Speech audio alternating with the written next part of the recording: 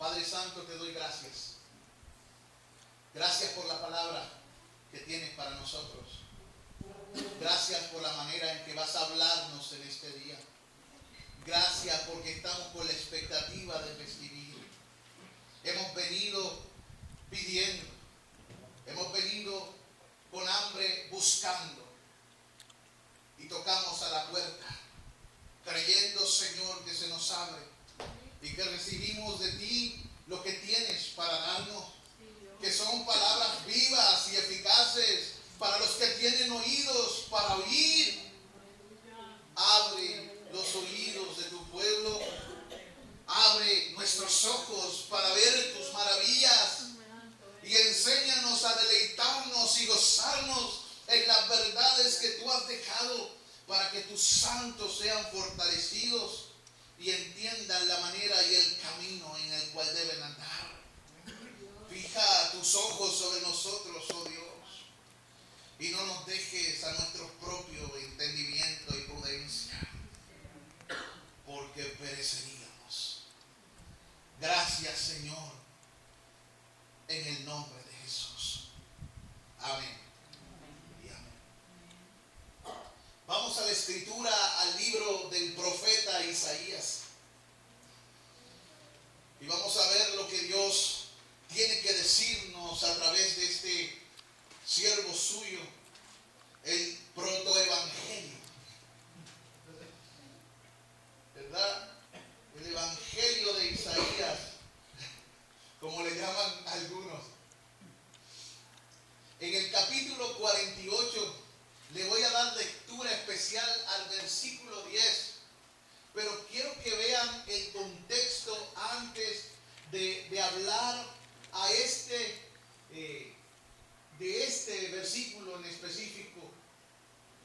Dios le habla al pueblo, a Jacob, al pueblo de Israel, los que habían salido de las aguas de Judá, los que juraban en el nombre de Dios, pero juraban no con verdad ni en justicia. Miren las características. Era un pueblo rebelde, dice la Escritura, por cuanto conozco que eres duro y barra de hierro tú servís, y tu frente de bronce. Dios le está hablando a ese pueblo. Y de repente en el versículo 10 dice: he aquí, te he purificado, y no como a plata, te he escogido en horno de aflicción. Ese es el tema. Te he purificado, y no como a plata, te he escogido en horno de aflicción. Yo creo que Dios y su manera de trabajar en los seres humanos siempre nos sorprenderá, porque Él siempre hará lo que menos el ser humano se espera y piensa. Aun cuando venga a este mundo, Jesucristo reveló y dijo: vendré a la hora que menos pensáis. Y Dios hace esto para que el hombre no crea jamás que puede tener a Dios agarrado por el mango y hacer de Dios su esclavo, su lacayo o su siervo, sino que Él entienda que Él es Señor y sobre Él no hay uno más alto, ni existe uno más glorioso, ni más sabio, ni más poderoso. Para que toda lengua y todo ojo al verlo y al expresarse digan: tú eres Señor. Tú eres Kyrios. La forma o manera en que el mundo y Dios operan, y la forma o manera en que Dios opera, difieren como la altura de los cielos sobre la tierra. Y así hemos titulado este mensaje. Le hemos llamado: dos caminos.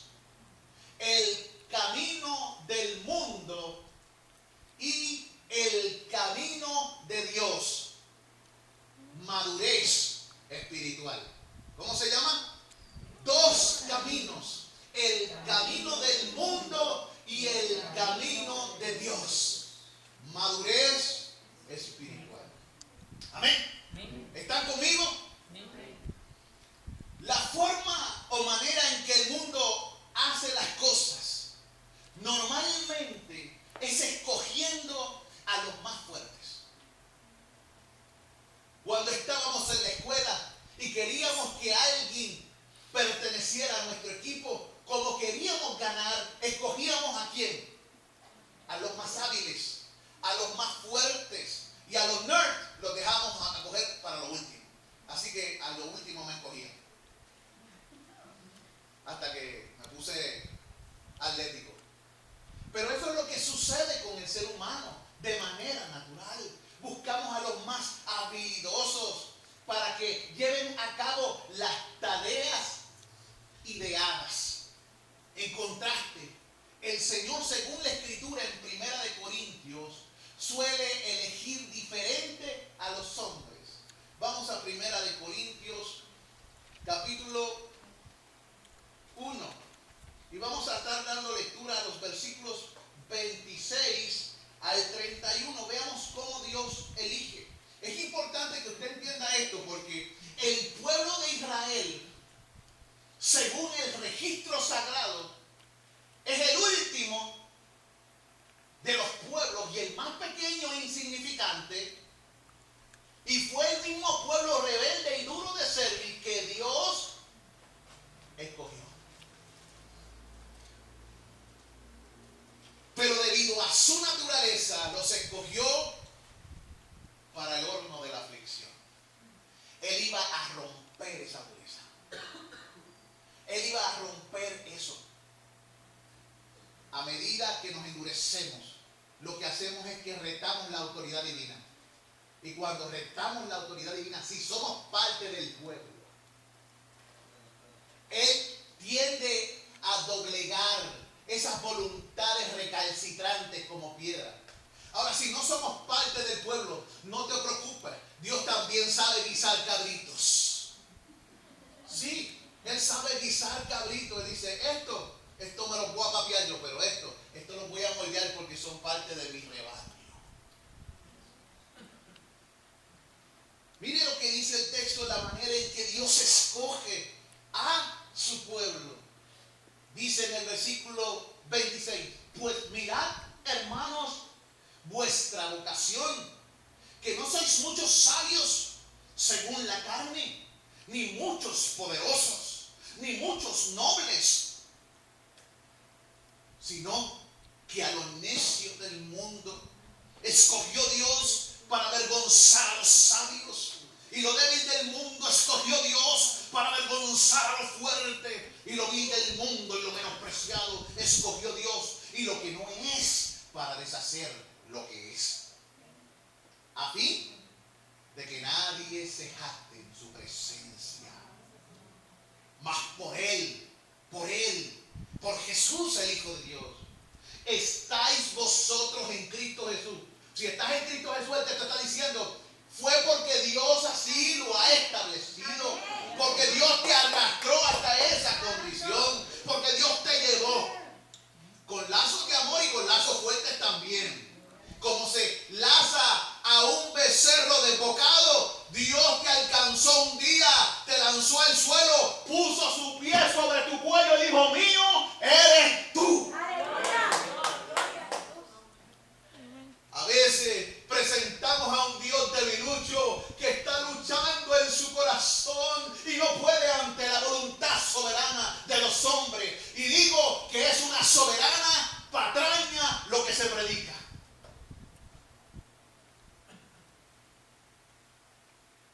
Porque niega la realidad del Dios Todopoderoso, que es poderoso aún para actuar en los corazones, produciendo el querer como el hacer por su buena voluntad. Y me pregunto, ¿por qué entonces las personas dicen, sí, pero Él puede hacer eso si yo quiero? Obviamente, si tú quieres, pero ¿por qué quiere? Porque Él produce. No, pero es que Él tiene que producir el deseo. ¿Y qué significa querer? Sinónimos. Desear, querer, sinónimos. ¿Qué es un sinónimo? Una palabra que significa lo mismo que la otra.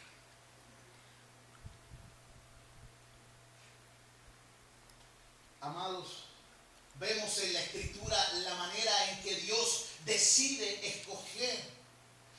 Estas personas que Él con frecuencia elige o selecciona, que son o suelen necios y los ignorantes de la tierra. Y de vez en cuando también elige a uno que conoce, pero no son los más. Dice allí que son los menos. Tienen una característica que Dios forma en estas personas. Mire, estas personas se han dado cuenta, han llegado al entendimiento de que no tienen nada. Mire, el entendimiento al que tenemos que llegar, no tenemos nada que ofrecer a excepción de depender.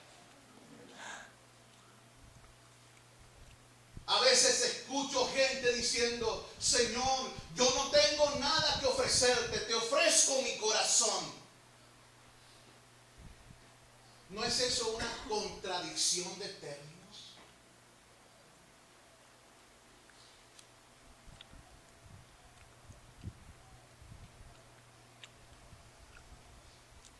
Todas las almas son del Señor.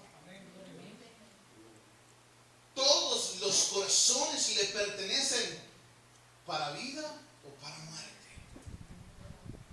Lo único que nosotros podemos hacer es reconocer que no tenemos nada que ofrecer, a excepción de depender y apoyarnos y descansar solo en Él. Por eso en Corintios el Señor dice: para que nadie se jacte, para que no digan que ustedes me ayudaron. Si yo tuviera hambre, dice el Señor, no te lo pediría a ti, porque mío es el mundo y su plenitud. Tenemos que entender nuestra posición como cristianos. Una de dependencia y una de apoyo. No de Dios en mí, sino de nosotros en Él. Y es bueno porque así todo ese peso que no podemos soportar, pero sí Él puede sostener, cae sobre aquel que tiene el poder para regir. Dios quiere que tú aprendas a descansar. El problema es que trabajamos mucho. No me malentienda. No estoy hablando de vagancia espiritual. En muchas predicaciones he hablado de la diligencia del creyente. Pero estoy hablando de hacer las cosas en la forma correcta, dependiendo del Señor, descansando en Él. Esa es la diferencia. Esta dependencia en Dios es la que caracteriza e identifica o apunta a la fe madura. Así que la madurez, la verdadera fe madura, es aquella que ha entendido, se ha dado cuenta de sus incapacidades para ayudar a Dios y su absoluta dependencia de Él para obtener todo lo que sea necesario para su gloria. Eso es madurez en la fe. Esa es la manera en que debemos confiar en Dios. Eso es obedecer a Dios. Eso es serle fiel a Él. Eso es caminar en las pisadas de Él. La hermana hablaba acerca de la importancia de rendirnos a Él. Todo nuestro ser debe ser rendido a Dios. Esta madurez no nos llega de manera automática cuando vinimos a los pies del Hijo de Dios o cuando fuimos traídos o rendidos a sus pies.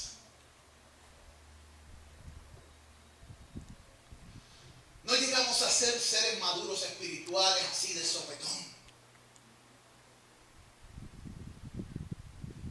La naturaleza misma nos enseña que cuando venimos a este mundo, venimos con muchas deficiencias. Venimos como niños. No sabemos hablar. No sabemos alimentarnos a nosotros mismos. No sabemos vestirnos, ni siquiera sabemos limpiarnos. Y si alguien no lo hace por nosotros, morimos. Dios nos quiere enseñar. Así sois vosotros para conmigo y para todas las cosas que pertenecen a la vida y a la vida. Si necesitas vestimenta, mi vestidura será la que necesites. Si necesitas justicia, procura llevar mi justicia. Si necesitas poder, yo voy a proveer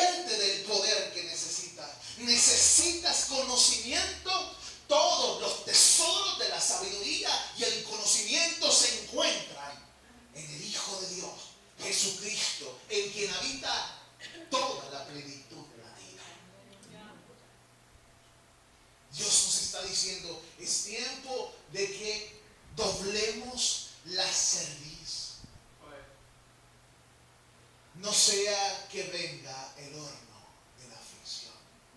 ¿Cómo se doblan los metales?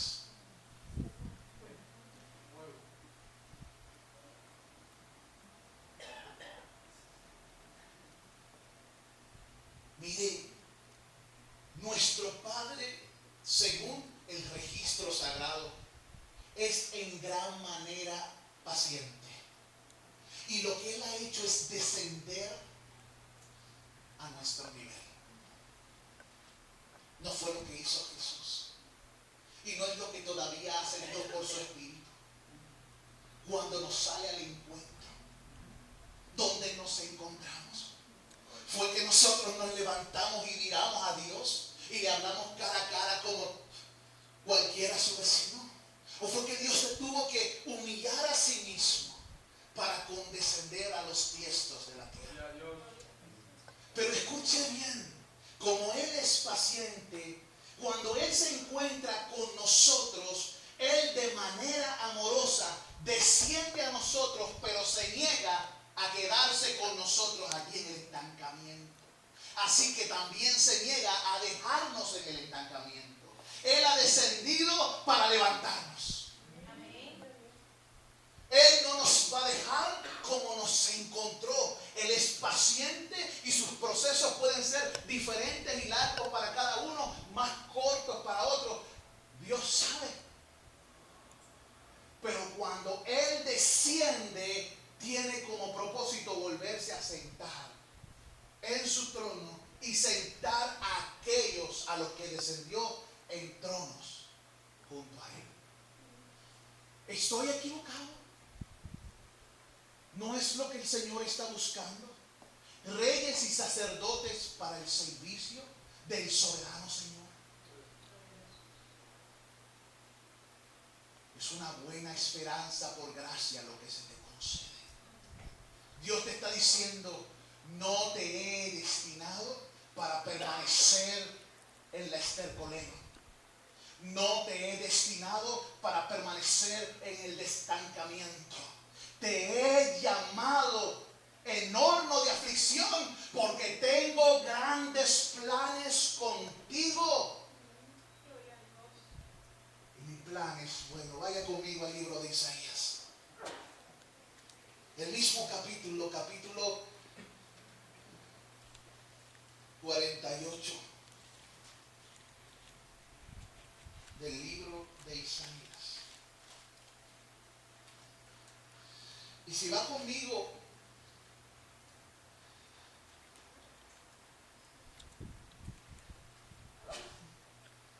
al versículo 12, Dios le vuelve a hablar a Jacob, a ese pueblo rebelde, en quien usted y yo hemos sido injertados. Por eso ahora de dos pueblos hizo uno. Dice, óyeme, como Dios habla, óyeme, Jacob, y tú Israel, a quien llamé, yo mismo, yo el primero, yo también el postrero. Mi mano fundó también la tierra y mi mano derecha midió los cielos con el palmo. Al llamarlos, yo, comparecieron juntamente. Juntaos todos vosotros y oíd. ¿Quién hay entre todos ellos, los ídolos de las naciones, que anuncie estas cosas? Aquel a quien Jehová amó ejecutará su voluntad en Babilonia y su brazo está sobre los caldeos. Yo hablé y lo llamé y lo traje, por tanto será prosperado su camino. O sea, cuando Dios se propone hacer algo con alguien, Dios está diciendo, esto está hecho. Así ha dicho Jehová, versículo 17, Redentor tuyo, o sea, tu libertador, el Santo de Israel. Yo soy Jehová, Dios tuyo, que te enseña provechosamente. Lo que yo tengo que decirte será beneficioso para ti. Que te encamina por el camino que debes seguir. Dios te está diciendo, cuidado con tus planes. Hay un camino que yo tengo para ti. Y yo te voy a llevar a él, aunque te tenga que pasar por el horno de la aflicción. O sea, estoy haciendo de ti un metal templado y te amo tanto que no me molestará usar el fuego.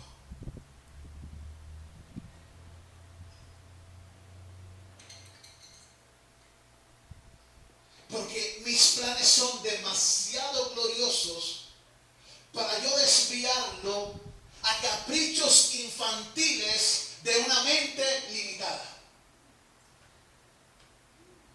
Hermano, usted habla con mucha crueldad. ¿No? Cruel sería que Dios nos abandonara a nuestros propios caminos. ¿Sería cruel verdaderamente? Yo creo que sería justo. Si Dios nos deja nuestros propios caminos, yo creo que sería justo.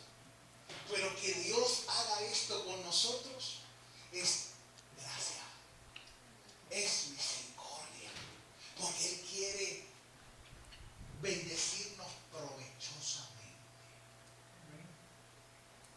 ¿Cuántos de ustedes quieren que al final de su tiempo su vida valga para algo? Cuente.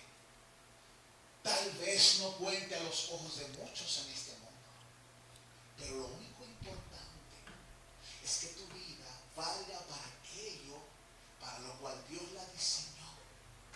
Y muchas veces esto es completamente distinto a lo que tú piensas. Por eso es importante que tú y yo atendamos lo que Dios quiere decirnos a través de las poderosas palabras de verdad.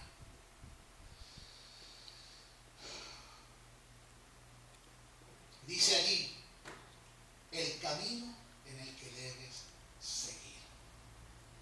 Cuando Dios interviene en nuestro caminar, Él nos ayuda a crecer cada vez más y más, de modo que seamos cada vez más y más semejantes al Hijo.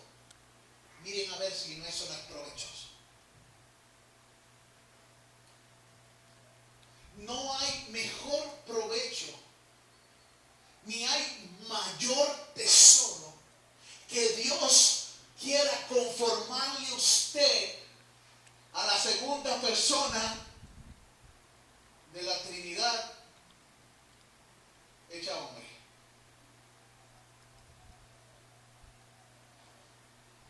Porque esa persona es el deleite del Padre.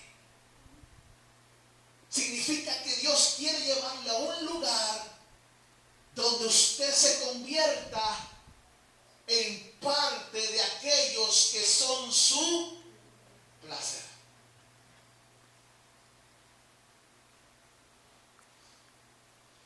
Cuando el ser humano llega a ese punto por el cual fue creado, Él devenga un placer indescriptible que ninguna cosa creada puede darle. Porque llega al punto donde es habitado por aquel que lo llama. Pero también su cuerpo es conformado para poder resistir la presencia. Porque lo que nosotros tenemos del Señor es básicamente en este tiempo, por medio de su Espíritu Santo, es que básicamente Él se risa cuando cantantes, músicos dicen: Señor, muéstranos en este lugar toda tu gloria. Estamos preparados.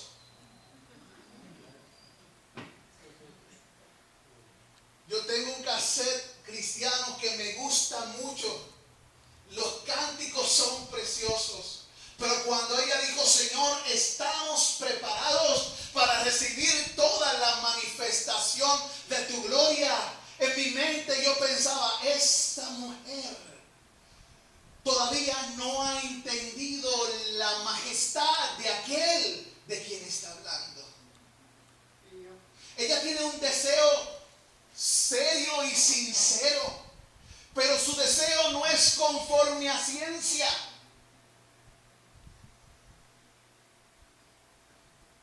Porque nada en el vasto universo, ni aun los ángeles elegidos, pueden resistir la plenitud de la gloria de Dios. Esta solamente se encuentra en Cristo. Y aunque ahora usted y yo, como cuerpo de Cristo, somos la plenitud del Hijo, la razón por la que podemos resistir presencia del Espíritu Santo en la medida que Él quiera darnos, en esa medida, es porque el Hijo es nuestra cabeza. Y pone, porque de otra manera yo no sé qué vendría a ser de nosotros si no fuera por la gracia de Dios. Cada uno de nosotros reaccionaríamos como superior a cualquier bomba nuclear y no se encontraría nada. Oye, mire lo que dice el texto. Dios nos ha llamado para hacernos semejantes a su Hijo. Qué gran privilegio.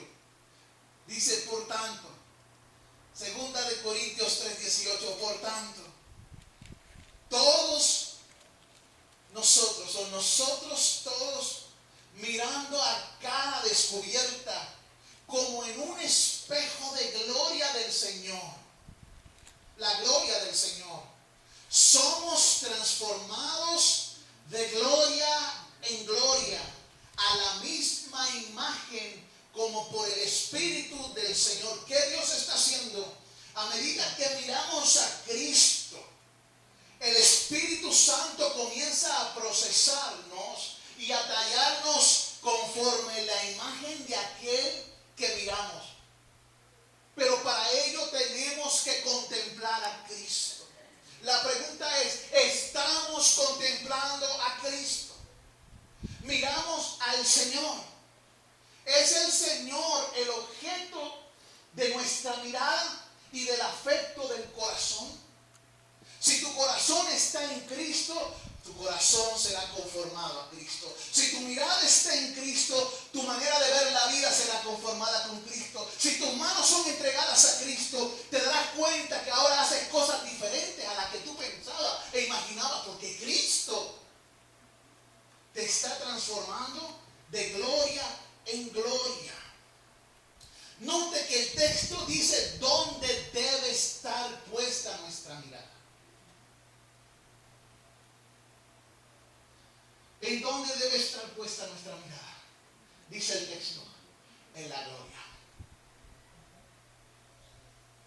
Dios nos está diciendo: ¿hasta cuándo, hijo e hija de Dios, vas a estar enfocándote en las cosas temporales que solamente tienen promesa de esta vida, y no darás seria consideración a aquellas cosas que tienen promesa de esta vida y de la venidera, las cuales se encuentran en Cristo y su objetivo para ti y para mí? ¿Dónde están tus afectos, iglesia del Señor? Como seguidores de Cristo debemos dejar ir las viejas formas e ideas y motivaciones que nos regían. Escuche, repito, como seguidores de Cristo debemos dejar ir. La Biblia dice: desechando pues. ¿No lo dice? Toda malicia malicia, todo engaño, hipocresía, envidias, detracciones y todo un montón de retraída de cosas o caravanas de obras de la carne que la Escritura dice en las cuales solíamos bañarnos, bucear, caminar y hacer. Nuestros modos de pensar, nuestras ideologías baratas, nuestra manera de pensar de cómo deben ser las cosas, debemos dejar ir y nuestra mente someterla a aquello para lo cual fuimos ideados y creados por Dios. Viejas formas, viejas ideas y motivaciones que nos regían. El Espíritu Santo, ¿qué hace para lograr esto? Él ilumina el entendimiento. Porque antes de Él, ¿cómo dice la Escritura que estaba tu entendimiento y el mío? La Biblia dice que vivíamos en oscuridad, en tinieblas. Pero Dios nos arrancó de la oscuridad y nos trasladó al reino de su amado Hijo, en quien tenemos redención por su sangre, el perdón de nuestros pecados según las riquezas de su gracia. Que nos dice, renunciando a toda impiedad y a los deseos mundanos, vivamos en este siglo sobria, justa y piadosamente. La gracia entonces nos enseña a renunciar al pecado. Oh, gloria a su nombre. Mire, como seguidores de Cristo debemos dejar ir todas estas formas. El Espíritu ilumina el entendimiento y nos deja ver las cosas que veíamos con gusto desde la perspectiva de Dios. Veamos qué hizo con el hermano Pablo. Vaya conmigo a Filipenses capítulo 3 versículos del 4 al 11. Miren cómo Pablo pensaba acerca de sus cosas y lo que llegó a pensar de esas mismas cosas cuando el Espíritu de Dios le tomó. Filipenses capítulo 3. Filipenses está después de Colosenses, Efesios, ya después de Efesios, antes de Colosenses. Ahí dice, voy a leer, capítulo 3, versículos del 4 al 11. Mire, el apóstol dice: aunque yo también tengo de qué confiar en la carne. Fíjense cómo él le llama a los gustos personales de él antes. Confianza de la carne. Él dice, aunque yo también tengo de qué confiar en la carne. Está diciendo, yo tengo mi pedigrí. Yo tengo los papeles que me identifican con puro fariseo. Fariseo significa santo. Yo soy de los 6,000, ¿sabe? Yo no soy cualquier cosa. Tampoco soy de cualquiera de esas tribus que hay por ahí. Yo soy de una tribu de realeza. Yo soy de Benjamín. ¿Qué te parece, papá? Eso es lo que él está diciendo allí. Yo, Pablo, dice, tengo de qué confiar en la carne. Si alguno piensa que tiene de qué confiar en la carne, yo más. Estaba midiendo, sacando pecho ahí. Vamos a ver. Ya que tú eres un guillo, te voy a sacar las cartas. Y él dice, circuncidado al 8º día del linaje de Israel, de la tribu de reyes de Benjamín, hebreo de hebreos. Entre los hebreos, yo sí que sí. Puritito macho. Es lo que le está diciendo. En cuanto a la ley, fariseo. En cuanto a celo, perseguidor de la iglesia. En cuanto a la justicia, que es la ley, irreprensible. Pero cuántas cosas, mire lo que vino Dios. Dios viene y se le mete por dentro a Pablo y dice, pero cuántas cosas eran para mi ganancia, las he estimado como pérdida por amor de Cristo. Y ciertamente aún estimo todas las cosas como pérdida por la excelencia del conocimiento de Cristo Jesús, mi Señor, por amor de lo cual lo he perdido todo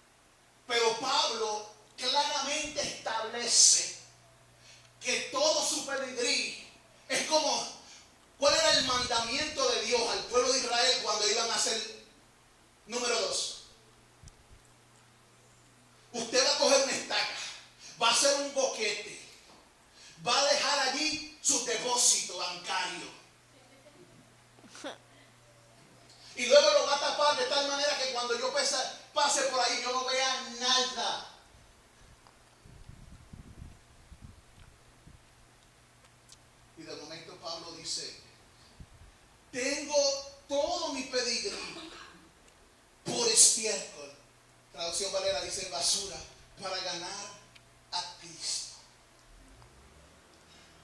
Ve que cuando nos encontramos con Dios, comenzamos a ver la vida como realmente es y se nos da algo para medir, se nos da una regla para medir todas las demás cosas. Esa regla se llama Jesucristo.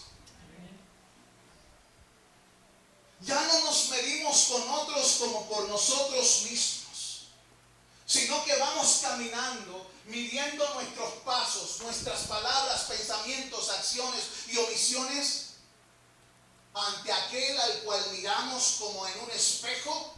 Y el Espíritu, a medida que caminamos, va formando la gloria y sus transformaciones en nosotros. Y esto va, mira, de gloria en gloria. ¿Qué está diciendo ahí? Paso a paso. No sea que explotemos como un petardo.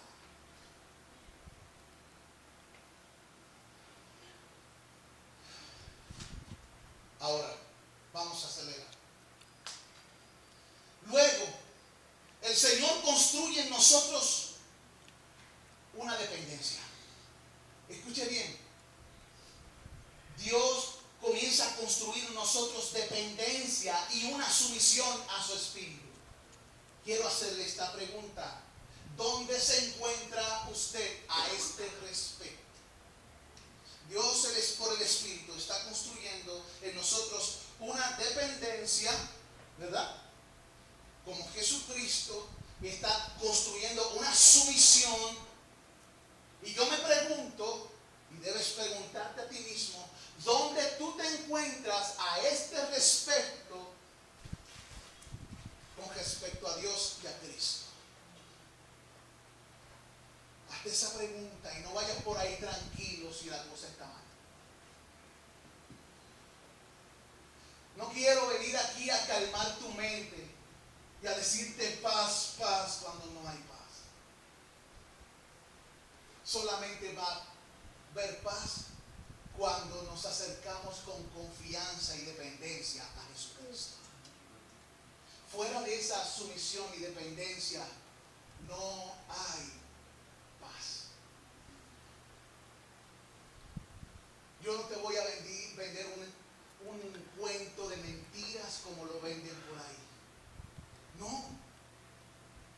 Has doblado tu cerviz ante el Dios de la vida. ¿Te has rendido y sometido a Él? ¿O todavía buscas seguir tu sabio y prudente disque consejo? Analicemos esto. El nuevo nacimiento y la nueva naturaleza, según las Escrituras, se nos imparten instantáneamente. Pero la renovación del entendimiento es algo que es gradual. Algunas veces Dios inclusive permite que usted y yo atravesemos por grandes dificultades y dolores para desarrollar nuestra dependencia.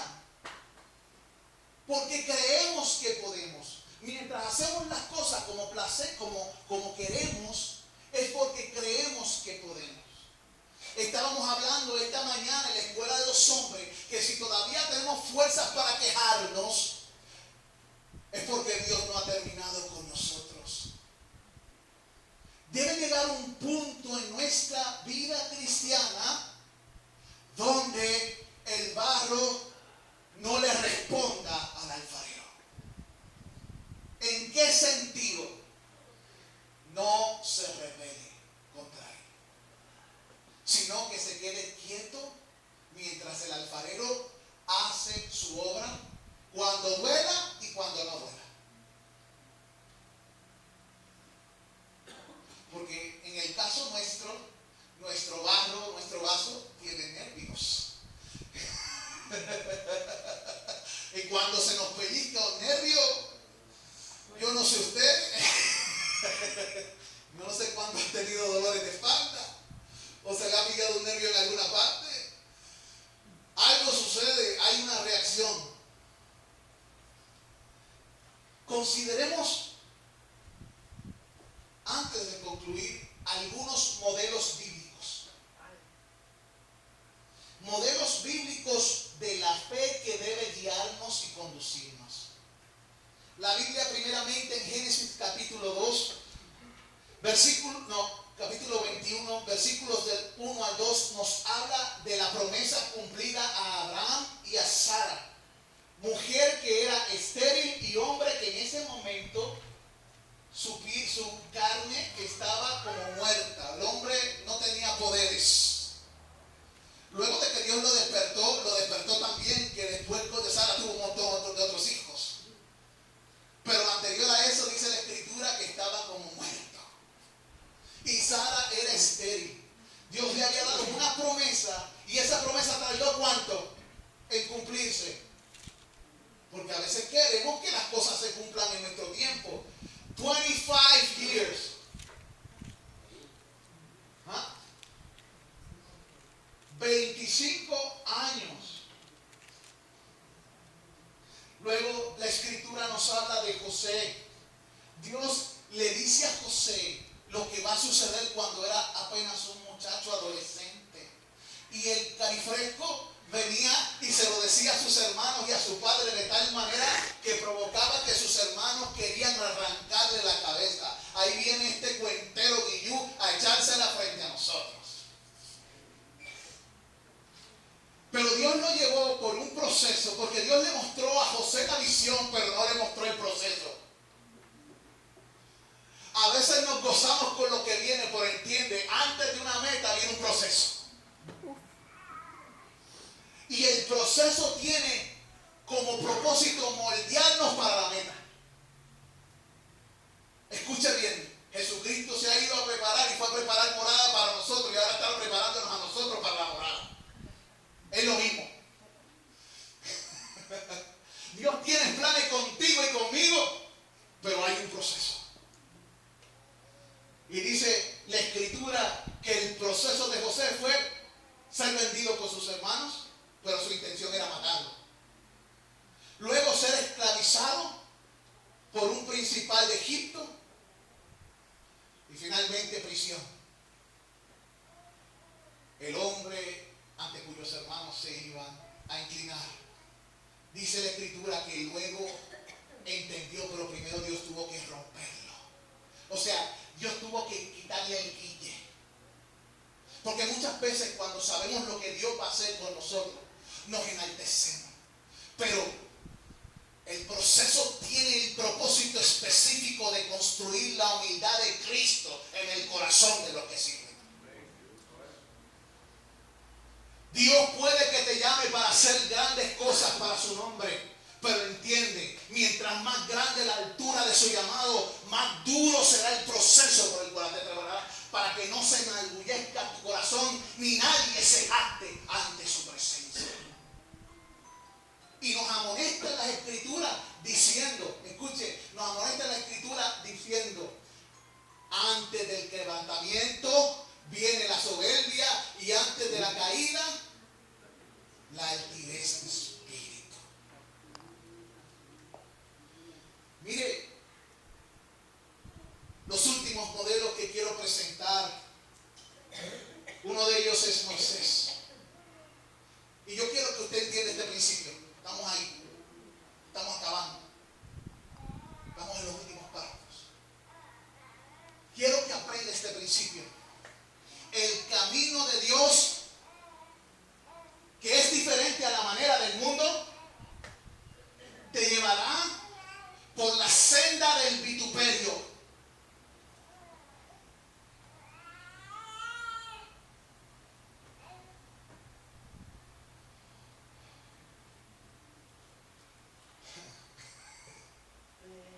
Repito, el camino de Dios, que es diferente al camino del mundo, te llevará por la senda del vituperio. Ahora voy a definir lo que es vituperio. ¿Cuántos saben lo que es vituperio? ¿O tienen una idea de lo que significa? Dos personas. Tal vez más, algunos no se atreven. Mire, vituperium.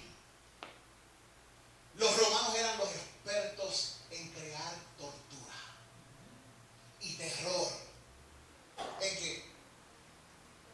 En el pueblo.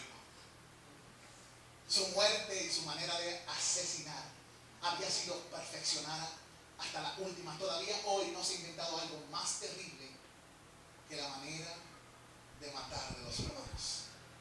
Para aprovechar todo el dolor mientras aplastan cada nervio del cuerpo de manera que cada nervio grite porque muera.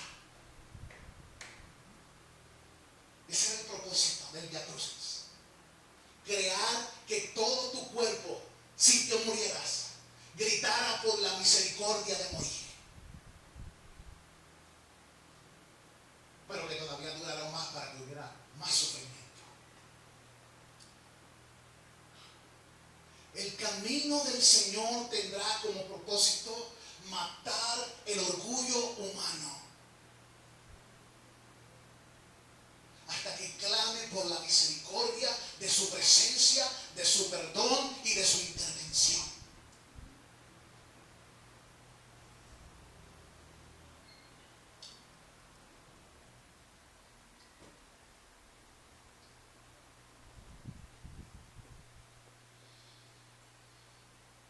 Moisés,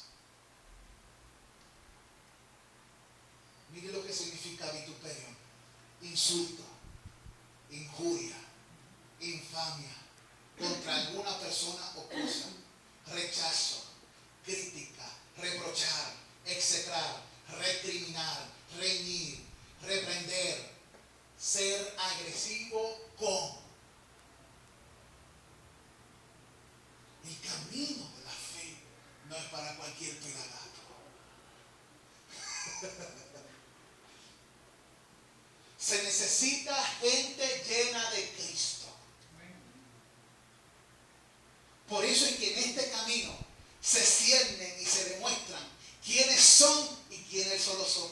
Y por eso el Señor dice: no te preocupes, no saque a la cizaña, déjala que crezca junto con el trigo. Yo me voy a encargar de eso. Los procesos de la vida mostrarán si eres trigo o cizaña. Si eres alimento útil o veneno para desechar. La manera en que reacciones lo mostrará.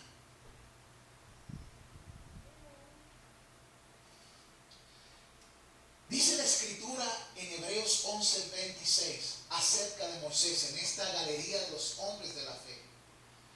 Por la obediencia a esta fe, Moisés, hecho ya grande, rehusó llamarse hijo de la hija de Faraón, escogiendo antes ser maltratado con el pueblo de Dios. Este camino, senda de fe, te llevará a desechar lo que tú piensas que será para tu bien y a escoger lo que tú piensas en tu prudencia humana que será para tu mal, pero según la prudencia eterna será para tu mayor provecho. Y dice que él escogió esto por una razón. Dice que gozar de los deleites temporales del pecado. Porque él le entendió que las cosas presentes son perennes, efímeras, temporales, cortas, caput. En el versículo siguiente dice: teniendo por mayores riquezas el vituperio. Esto me hace que mi cabeza diga: ok, significa que el vituperio debe ser una mayor riqueza a los ojos de los santos cuando atraviesen por los procesos. ¿Qué clase de razonamiento completamente ilógico para el hombre es esto? eso les digo que hay dos caminos. Una es la manera en que el hombre hace las cosas y otra es lo que Dios hace. Por eso la predicación que se habla en los púlpitos de este día no es el evangelio de Jesucristo. Escuche bien, no es el evangelio. Ni hace los mismos reclamos, ni demanda la misma fidelidad que Cristo demandó en su palabra. El Señor nunca le doró la píldora a nadie, ni en el Antiguo, ni en el Nuevo Testamento. Él dice en el texto, el autor sagrado, teniendo por mayores riquezas el vituperio de Cristo que los tesoros de los egipcios, porque tenía puesta la mirada en el galardón. ¿Qué te va a llevar a atravesar estos procesos de vituperio y de dolor? No puedes quitar la mirada. Hermano, si quitas la mirada, te hundirás como una piedra en el océano tempestuoso. Por eso toda la Escritura nos lleva a mirar a Dios como nuestra esperanza. Alzaré mis ojos a los montes, de donde vendrá mi socorro. Mi socorro viene de Jehová. Puestos en el Nuevo Testamento los ojos en Jesús, el autor y consumador, o sea, el que me lleva por el proceso de la fe. Él es el objeto de tu esperanza, tu paz, tu sostén, tu fortaleza. Aleluya. Tienes que mirarlo a Él y seguirle. Y no ponerte a mirar ni a tu prójimo ni a nadie. No tienes tiempo. No tienes tiempo para mirar otra cosa que no sea Cristo. Es que tú no has visto al hermano fulano que hace tal cosa, o a la hermana fulana. No tienes tiempo. Solamente tienes tiempo en este corto pedazo de tiempo aquí en la tierra para mirar a Cristo. Todo lo demás no es aprovechar bien el tiempo.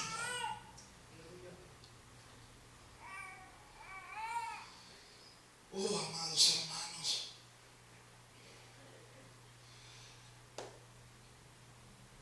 en el versículo 36 de ese mismo capítulo hasta el 38, nos enseña que hubo otros como Moisés, que pasaron por las mismas tribulaciones y vicisitudes. Dice, otros experimentaron vituperios y azotes. A más de esto, prisiones, cárceles, fueron apedreados, aserrados, puestos a prueba, muertos a filo de espada, anduvieron de acá para allá cubiertos de pieles de ovejas y de cabras, pobres, angustiados, maltratados, de los cuales el mundo no era digno, errando por los desiertos, por los montes, por las cuevas y por las cavernas de la tierra. Las Escrituras enseñan que el mismo Jesús, para santificar al pueblo mediante su propia sangre, padeció fuera del campamento. Hebreos capítulo 13, versículos del 12 al 14 habla de eso. Pero me llama la atención que Él nos hace una invitación en ese versículo 13 al 14. Miren la invitación que se nos hace por medio del escritor sagrado en Hebreos capítulo 13, versículos del 13 al 14. Dice, salgamos. Jesucristo padeció fuera del campamento y ahora le está diciendo a aquellos que creen en su nombre, oye, no se queden donde están. No se queden estancados, no se dejen amilanar, no se queden quietos, no importa lo que suceda, al final yo te daré la corona de vida que he prometido a los que me aman. Allí en ese capítulo 3 el Señor entonces por medio de su siervo, el escritor sagrado, nos dice, salgamos pues a Él. Amén.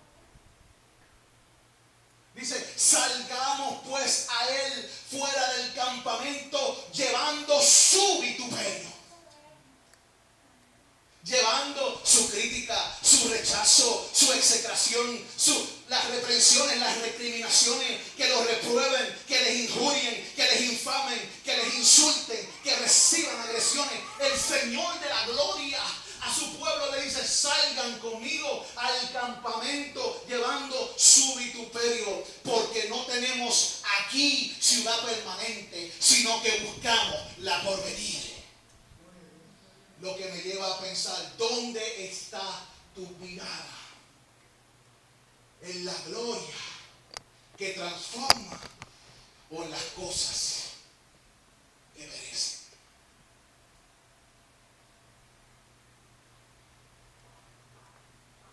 Concluyo. Todas estas personas de las cuales hemos hablado encararon situaciones duras, difíciles y quebrantadoras, que les permitieron reconocer dos cosas. Escúchala, grábala, escríbela en la tabla de tu corazón, átala a tu cuello, iglesia. Dos cosas. Número uno, estas cosas les descubrieron su inhabilidad.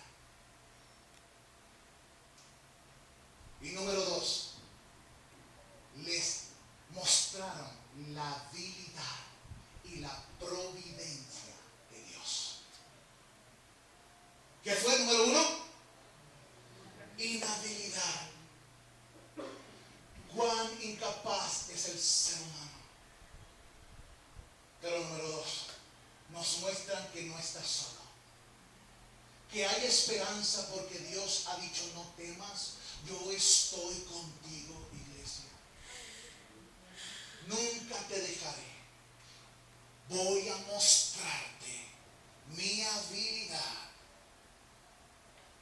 y te voy a mostrar mi provisión para tu necesidad más real y cierta.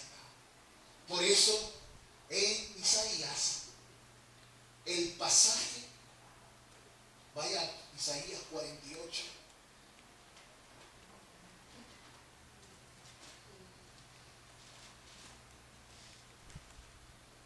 Lo tenemos. En Isaías 48.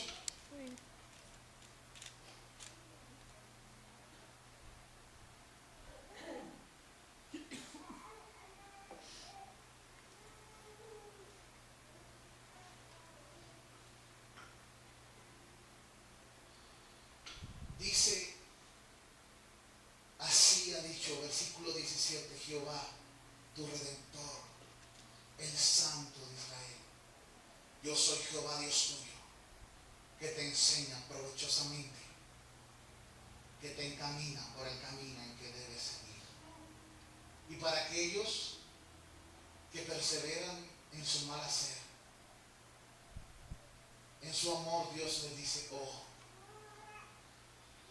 como le dijo el pueblo de Israel en su tiempo, que permaneció en la dureza de su corazón y pagó el precio. Él le dice, si hubieras atendido a mis mandamientos, fuera entonces tu paz como un río,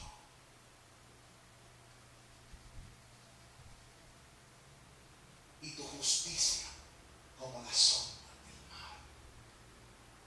Si hubieras atendido a mis mandamientos. Iglesia, escucha.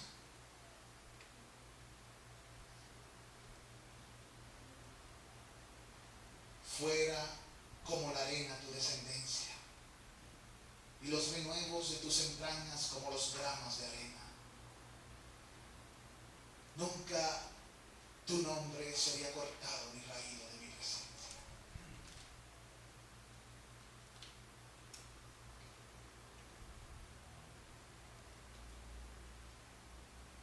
Termino con esta pregunta.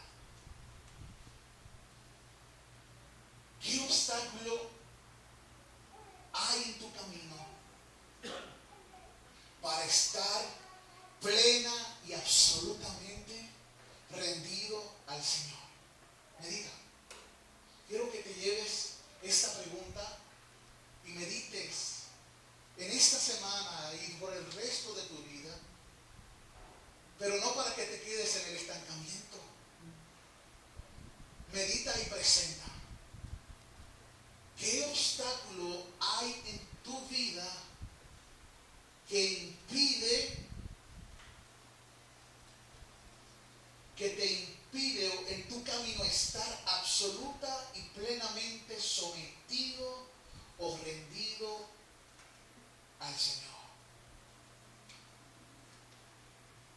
Porque esta es la voluntad de Dios para ti. Y es la voluntad de Dios para mí. Que aprendamos a depender de Él. De modo que en nuestra debilidad Él se presente como el fuerte. A Él sea la gloria.